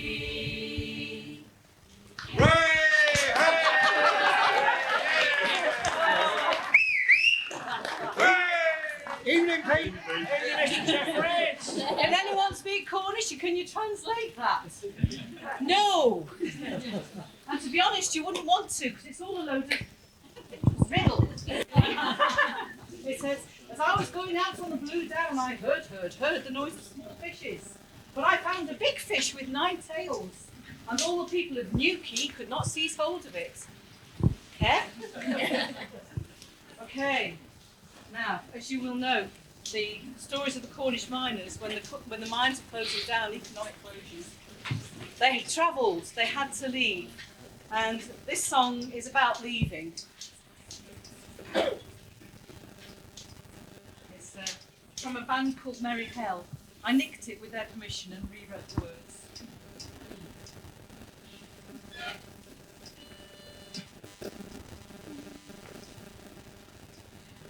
The wind will take our wings. The wind will take our wings. The wind will take our wings, and we will fly away. We will fly away, and we will fly away. We will fly away. The wind will take our wings. The mines are closing down. The mines are closing down. The mines are closing down, and we must work away. We must work away, and we must work away. We must work away. The mines are closing down. We're spread across the world. We're spread across the world. We're spread across the world, and that is where we'll stay. That is where we'll stay, and that is where we'll stay. That is where we'll stay. We're spread across the world. The Cornish songs we sing. The Cornish songs we sing. The Cornish songs we sing. They'll be sung here when we're gone. Sung here when we're gone. They'll be sung here when we're gone. Sung here when we're gone. The Cornish songs we sing. We're never coming home. We're never coming home. We're never coming home. But our hearts are in Cornwall. Our hearts are in Cornwall. Our hearts are in Cornwall. Our hearts are in Cornwall. But we're never coming home. The wind will take our wings. The wind will take our wings. The wind will take our wings, and we will fly away. Kool-Aid's on top of Stimula. When you are a laker, Kool-Aid's on top of Stimula. Socialosa. Kool-Aid's on top of Stimula. When you are a laker, when you are a laker, Kool-Aid's on top of Stimula. South Africa. Socialosa. Kool-Aid's on top of Stimula. South Africa. When you are a laker, Kool-Aid's on top of Stimula. South Africa. Socialosa. Kool-Aid's on top of Stimula. South Africa. When you are a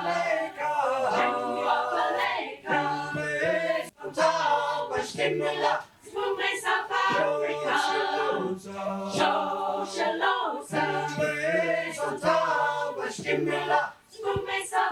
when we wabalaika, kulis on top of stimula, skume South Africa, shaloza, kulis on top of stimula, skume South Africa, when we wabalaika, kulis on top of stimula, skume South Africa.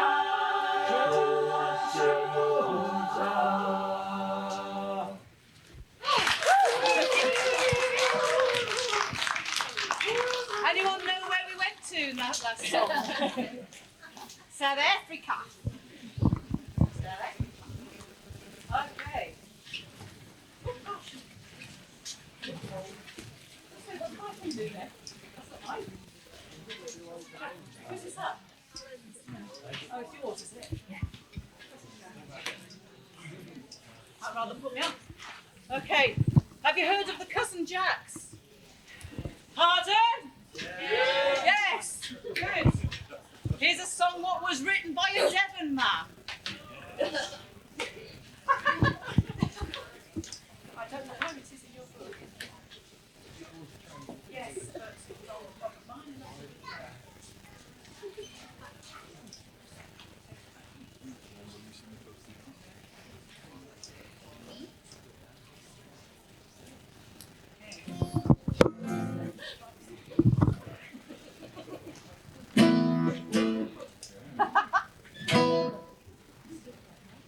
Is that right? Yep. We have Alan on bouzouki. Woo! Woo!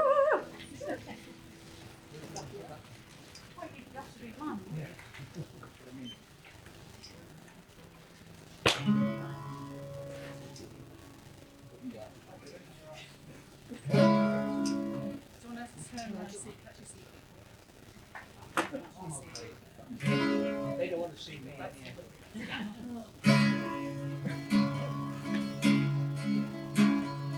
This land is barren and broken. Well, like the face of the moon. Our land is no longer spoken. Towns all around face ruin. Will there be work in New Brunswick? Will I find gold in the cave? If I tunnel way down to Australia, oh, how will I ever escape? Where there's a mine or a hole in the ground, that's where I'm heading for, that's where I'm bound. Look for me under the road or inside the bay. Where the copper, the clay, where the arsenic and tin run in your blood, they get under your skin. I'm leaving the country behind, I'm not coming back. So follow me down, Cousin Jack. The souls to roads and make even. Running and see left no choice. No visions of heaven sustained us. When John Wesley gave us a voice. Did Joseph once come to St. Michael's Mount? 2,000 years past in a dream. When you're working away in the darkness, deep in the heart of the sea. Where there's a mine or a hole in the ground, that's where I'm heading for, that's where I'm bound. Look for me under the road or inside the bay. Where the copper, the clay, where the arsenic and tin run in your blood, they get under your skin. I'm leaving the country behind, and I'm not coming back. So follow me down, Cousin Jack. I dream of a bridge on the Tamar. It opens us up to the east. The English, they live in our houses, and the Spanish, they fish in our seas. Where there's a mine or a hole in the ground, that's where I'm heading for, that's where I'm bound. Look for me under the load or inside the vein.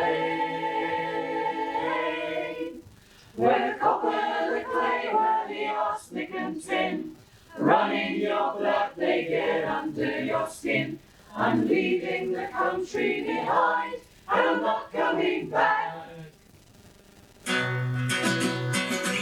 there's a mine or a hole in the ground, that's where I'm heading for, that's where I'm bound. Look for me under the load or inside the vein. Where the copper, the clay, where the arsenic and tin run into your blood, they get under your skin. I'm leaving the country behind and I'm not coming back. So follow me down, Cousin Jack. Follow me down, Cousin Jack. Follow me down. Oh, that's it. Oh. Wow! You don't need a mic, do you? Okay. This next song was written by a Cornishman, well, lives in Cornwall, I'm not sure he was born here, Mike O'Connor. And we're travelling to the Antipodes.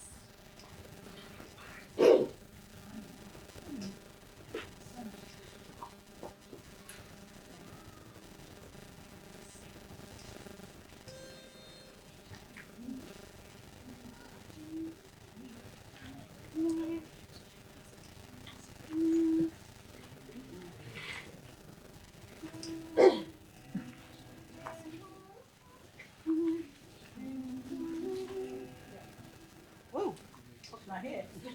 I can hear something.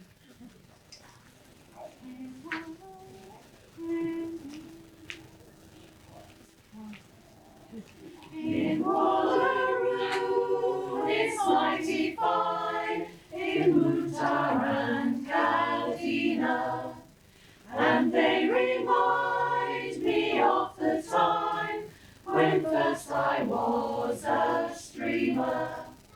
But when at night my eyelids close, my mind to far off places goes.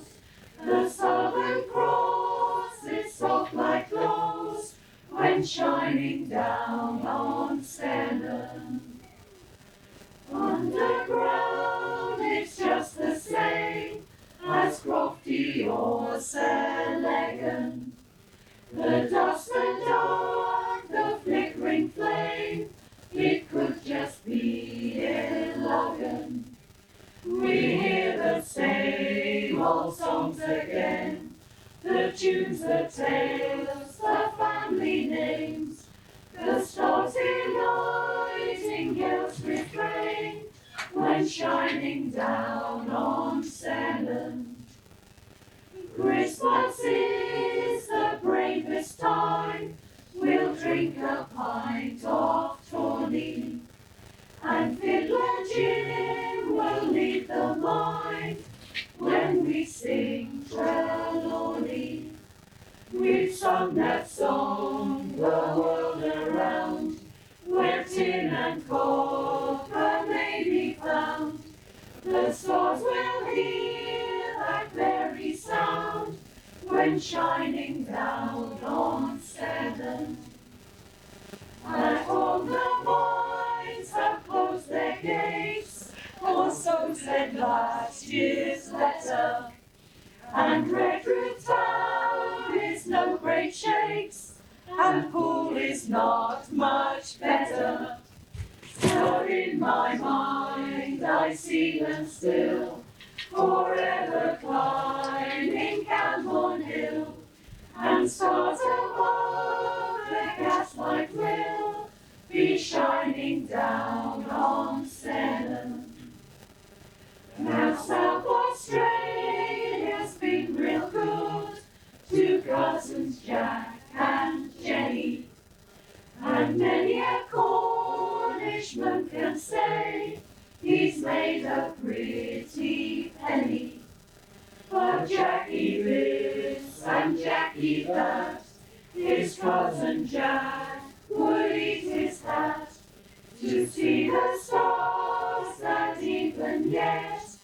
are shining down on Senna.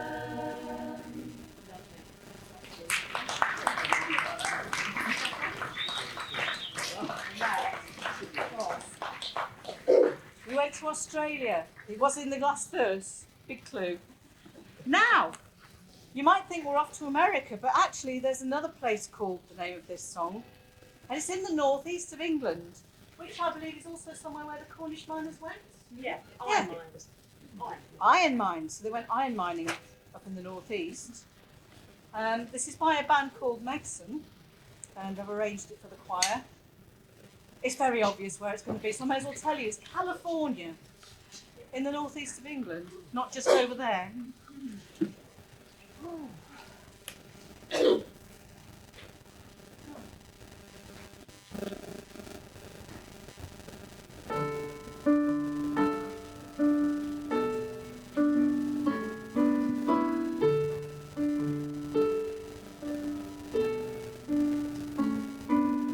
My man's a good man. He'd do anything for me.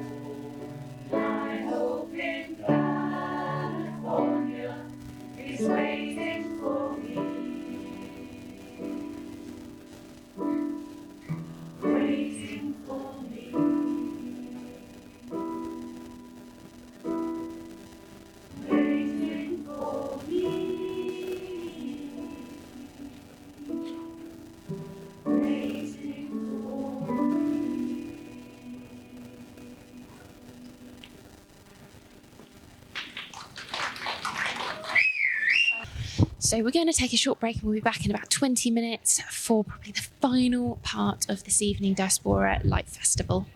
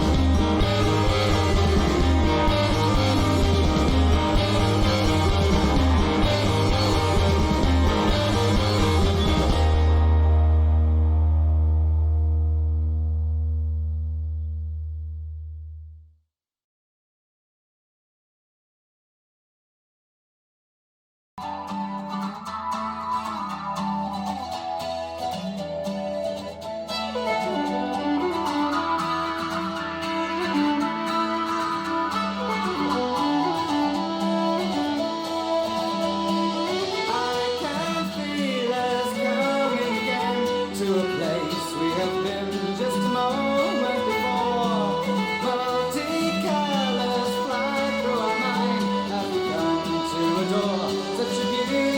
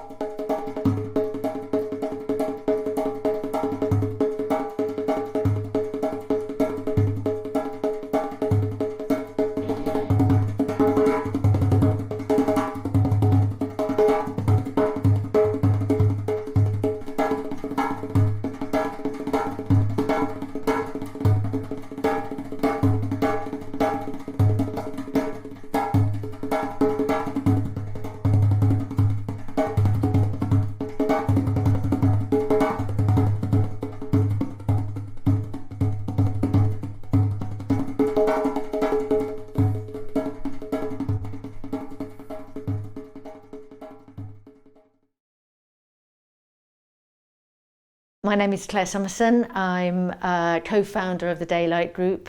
I've been involved with creating Signs and Wonders.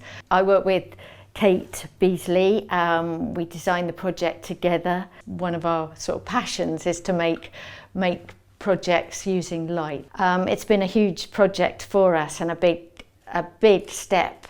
So pleasing that we've had such a big support from the community, which has enabled the Daylight Group to do this, to become bigger in its ambition and to create more experimental work. We've had support from not only from the community but from funders and sponsors who have funded us on the Signs and Wonders project. What we wanted to do is to link the 4 events because although they're quite close together, we felt that there needed to be that kind of like a bridge between them and something that reoccurred. And so we did that by creating the Spirit of Light, which was an illuminated dancer and drummer.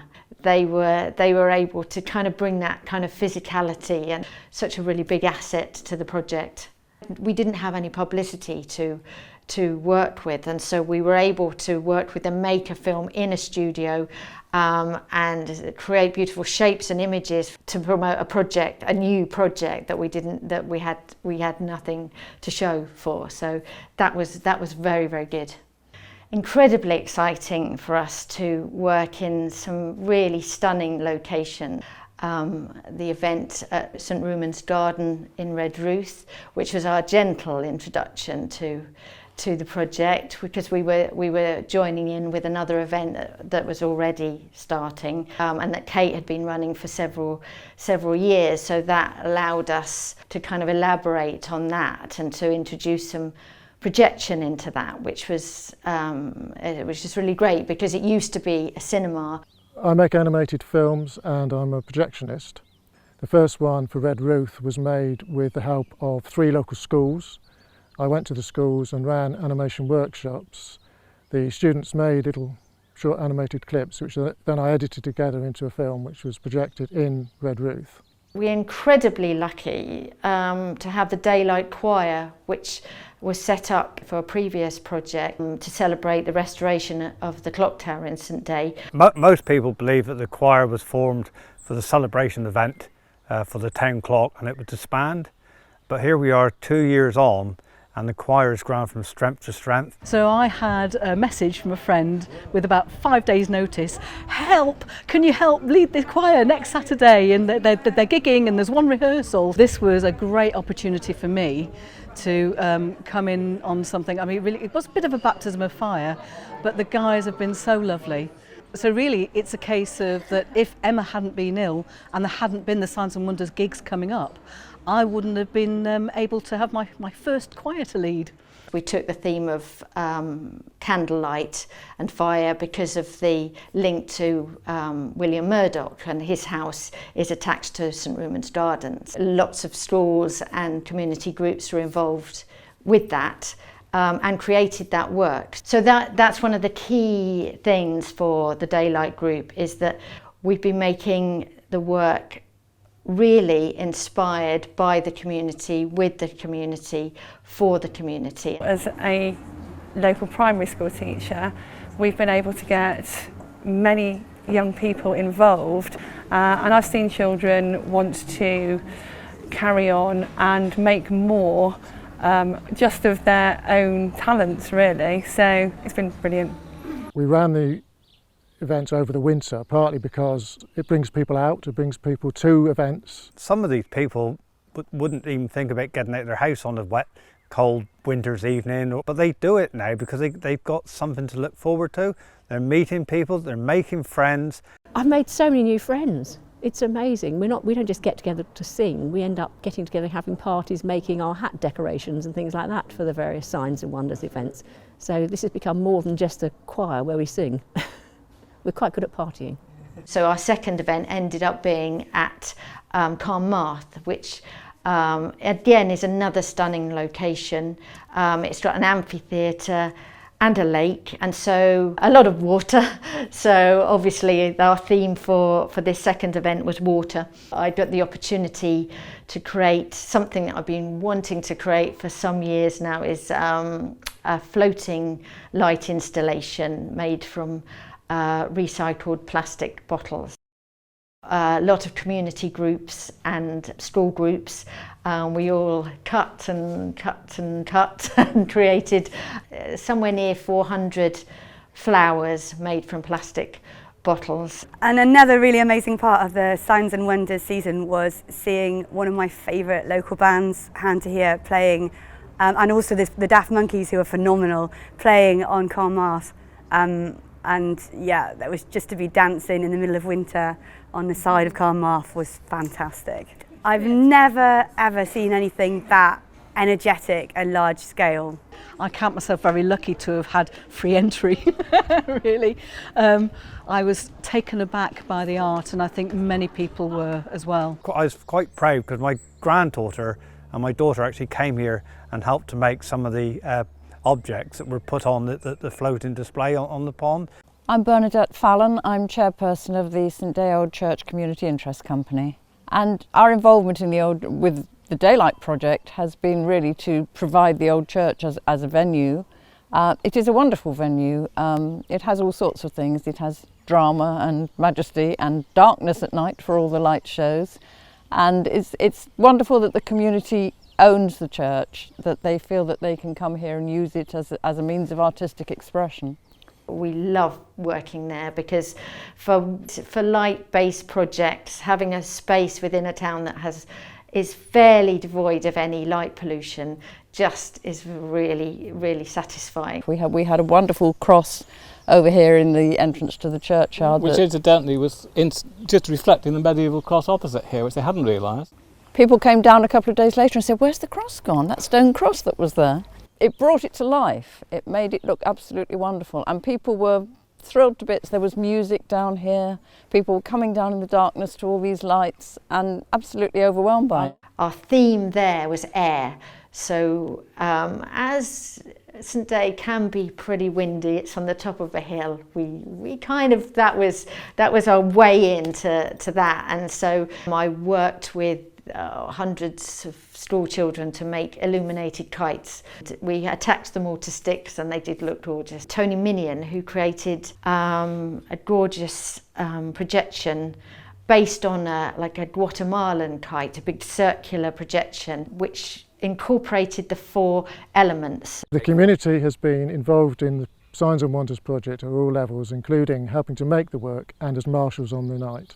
We had the school field, we had the old church, and then we had the market square, and to link all that together we brought in a lantern procession which carried people through, and we created a steam engine, the Puffing Devil, which is designed by Richard Trevithick, obviously is a local hero in the area, or linked with the mining, and so that gave us an opportunity to connect with people who were familiar with the lantern procession, and allow people to kind of like participate in the event, which we really wanted all the way through, is to have that audience participation and for people to feel a part of things.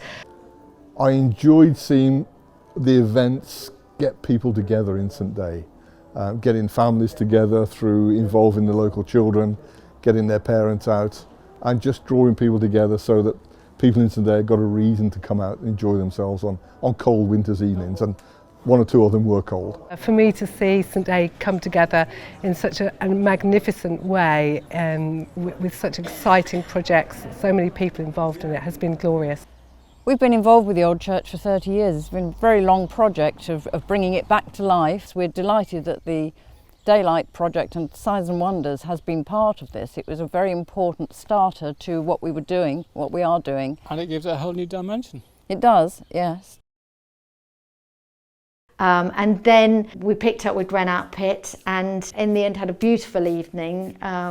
We had a few issues because the pipes in the building burst due to the snow and ice, and so we were left with no power and no parking. Sally, who lives next door to Gwenup Pit, and provided us with power and a place to kind of bring people and refresh them and give them drinks and things and make it a bit more of an event. Obviously we couldn't have the amount of people that we would have liked to, because it's a rural area, there's narrow roads, we couldn't bring in a lot of people. We kind of had a celebration of the event. We allowed it to thank the Daylight Group and to all the people that had been involved in the project so far. So it was a lovely, lovely, lovely evening, and we were right, the light installation looked absolutely stunning. And the theme here was Earth. It's a sunken mining work, so it was right to use that as the theme. Signs and Wonders has given me a fantastic opportunity to improve my practice, not only in making the animations but also in projecting, particularly the 3D mapping onto the outside of the building here and also onto a Celtic cross. When we were singing in the choir, and all we could see on the other side of the pit were these wonderful coloured lanterns swaying in time with our singing, and it was just a magical moment, and the whole thing's just been a series of magical moments like that to remember.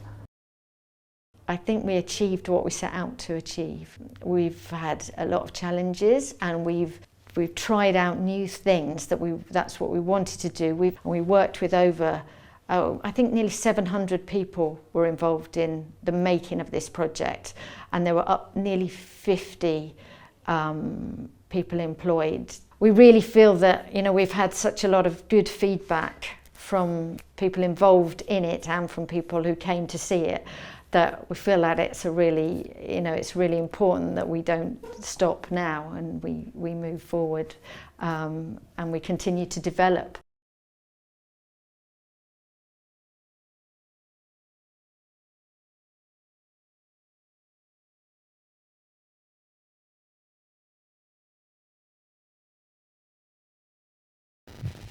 So we're at the final part of the Diaspora Light Festival this evening at St Day's Old Church, and it's been a fantastic evening of light displays and community, people coming together.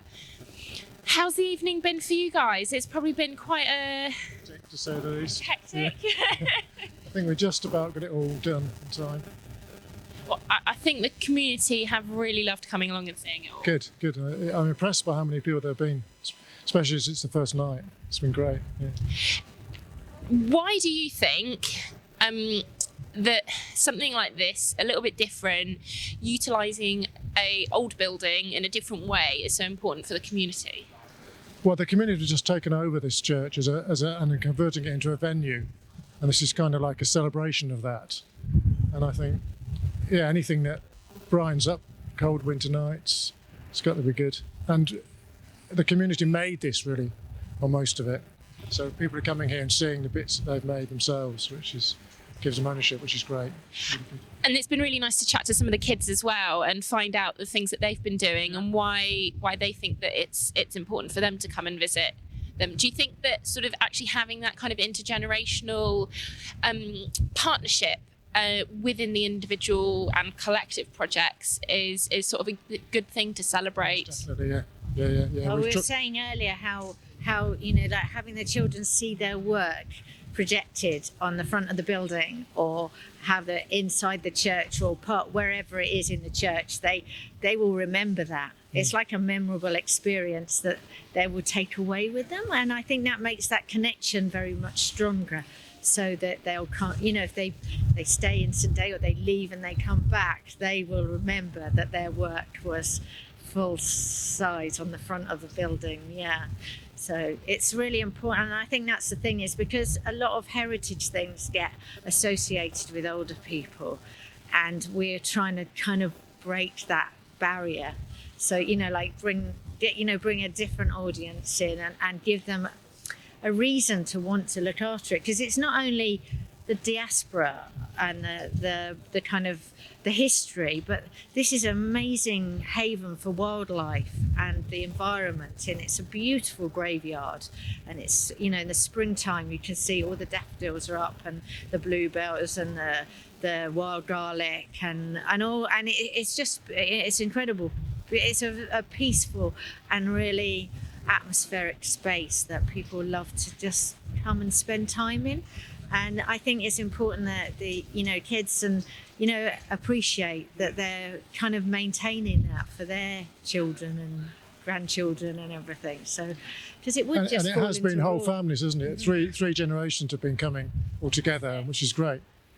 Yeah. And we just need to preserve the history and just the whole kind of.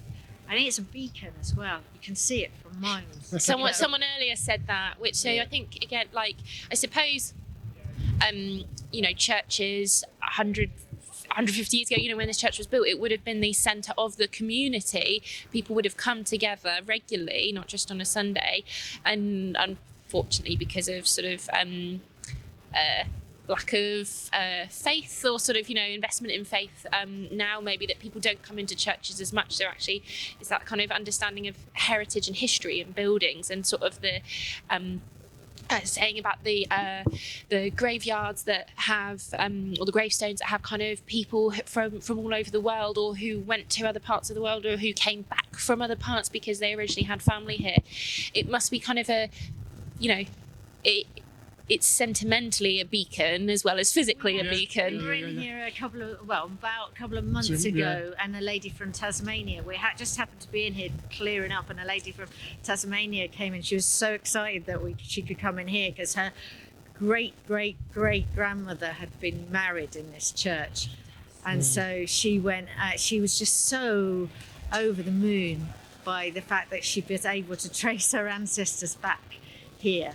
And we do get visitors here from all over the world who come on that kind of pilgrimage to find their ancestors. And we went all around the graveyard trying to find hers, and which was really, really amazing. And she was just really over the moon. It was so exciting, we just happened to be here. I mean, because at the moment there's not many people in here because it's not it's been renovated, so it's not a place that's open to the public. So it's been so just when you do things like that and people you feel that that's really worthwhile. So I'm from Plymouth, scandalously from over the bridge. It's been fantastic to come along and see this, and obviously it's going to be hugely significant for people not just from St Dave's to come along. But in preparation for this, I was researching under the Church Buildings Commissioner, and so like the actual fund that went towards building this and the other churches, and looking at the list, there were a number that were built in Plymouth, but they've all been demolished or were bombed during the war. So for this to be on the brink of collapse and for you guys to bring it back together, it's just absolutely fantastic. So very well done, and it's just very exciting to see how this continues, and hopefully we'll see you next year. I suppose it's as many events as possible that can be brought in. We have more events going on in the year. We've got a community performance, and we've got a mosaic building sort of like so we're going to put together banners and mosaics to sort of like over the next 3 months or so, and then we will be doing this. Hopefully, we did it 2 years ago, and it's always been our aim to be biannual because we're a small group. The Daylight group is really just 2 or 3 people that sort of galvanise the community into doing things, and we built up the momentum, and we have a lot of community support now, and everyone's just kind of like so keen to get involved. So it's great, but actually from the fundraising and all that side of things, we do it ourselves, and we do it out of love, not out of financial gain. So we kind of like, we are going to be looking at how we can become more sustainable, I suppose, in terms of our events are free, and because we want to reach people, and we want because also in Cornwall there are traditions, and this isn't one of them. So we are sort of trying out new things, and we have to gradually introduce it, I think. So. Well, you're doing a fantastic job at celebrating Cornwall and just the impact that it has beyond just sort of the town and villages that we're based in. So well done. Anyway, looking forward to the next few days then. Excellent. It's not so much, it's the wind, and the wind just it makes everything that little bit harder. Yes, yes. Well, at least it's not raining though. No. Exactly. That's good. Excellent. Well, thank you ever so much. Have a good evening. So, as we were chatting earlier, the animation that the kids have done, we're involved in this, with the stills that are around the rest of the block. And there's incredible stories of the history and the people that both have come from St Day or had family who've come from St Day and they've come from other places and come back. And it's just a wonderful way, as we said, of celebrating Cornwall and the people and the heritage and it actually now the community and how we can bring it together to not lose that history. And I think there might be some few people playing on the light keyboards, but we've got the electric laser lights. There's the community chandelier section. There's the bloodlines of the community in these displays going around the church, weaving in and out of the building with spots of quotes from the memorials and parts of the programme and history of the building, and lasers on the outside of the wall. There's work that the kids have done. There's parts to celebrate the history of both the people, of the buildings, and looking forward into how we can keep this heritage alive. And it's just been a wonderful evening. It is a little bit breezy, but it's dry. So the DiaspAURA Light Festival is here tomorrow, on Saturday and on Sunday. So do come down and really see what's going on. You can find out more if you go on Facebook and look up St Day's Old Church, or just Google DiaspAURA Light Festival. It'll surely come up and it'll tell you everything else that's going on. There's music, there's laser shows, there's the displays and features that have gone on. There's a crumpet van, which is amazing, and a number of other things to get involved with the community. It's fun for all the family and it's free. So come along and celebrate St Day Old Church.